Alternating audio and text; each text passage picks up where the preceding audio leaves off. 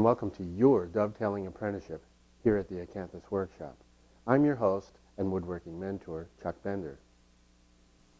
Whether you're using an adjust-a-bench like I have here, or if you're using a European style workbench, or if you just have a solid core door on a set of sawhorses, the key things to remember are you want it to be stable so that when you're sawing on your dovetails, it's not rocking back and forth, left to right. You want it to be sturdy enough that when you start to chop out the waste, it's not flexing and bouncing all over. So the key things to remember are stable and sturdy. I prefer a European or a Western style back saw. Now I've got it honed up. Let's see. Man, that hair is leaping off that arm. We're doing good. All right, let's talk about the proper grip for a Western back saw. We had spoken before about trying to find one that fits your hand. And as you can see, what I've got is my Lie-Nielsen saw that, I like because of the way the grip feels and because of the weight of that back. I've got my 3 fingers through the tote. My index finger is extended alongside the tote right down to the back. My thumb just wraps right around that grip. Everything fits in there nice and evenly. Now the key is you want to have a very, very loose grip. So if I turn around and jiggle the saw, you can see I've got virtually no pressure on there.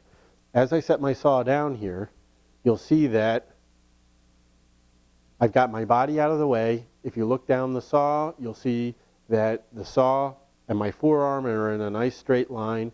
And what I want to do, using my thumb as a guide, now the most important part of this is if you saw and it hurts, stop sawing because you've sawn into your thumb. Give it a couple of good whacks with my mallet, chop down in there, and I'll do that all the way across.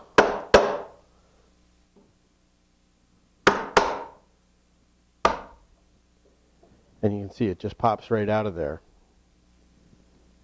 Now I've got my board set into my vise, standing up on end, with the outside of the board facing me.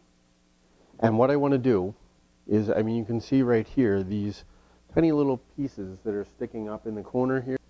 So at this point, what I want to do is take my chisel and come in, and as you can see, I'm using it sort of like a knife, and I'm scoring across those fibers that are sticking up.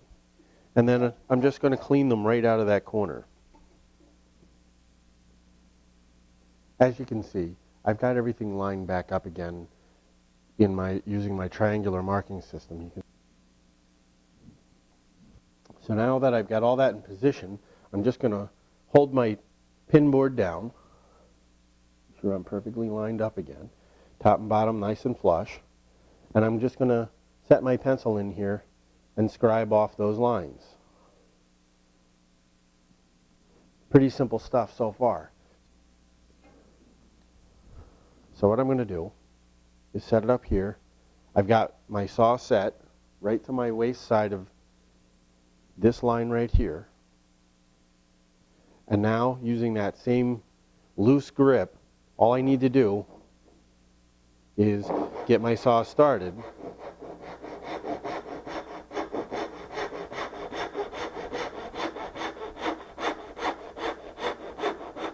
And saw all the way down to my scribe line.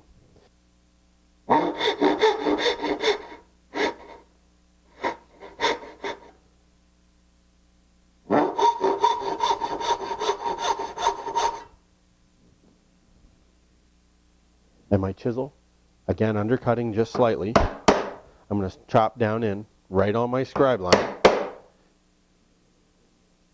just like we did on the pin board.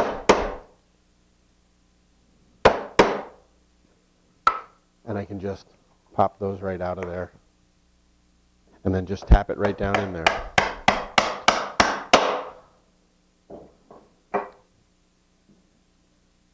And what we end up with is a nice tight set of dovetails every single time. So let me show you a real quick way of removing some of that waste and still actually maintain a hand-cut dovetail. I'll see you next time here in the workshop.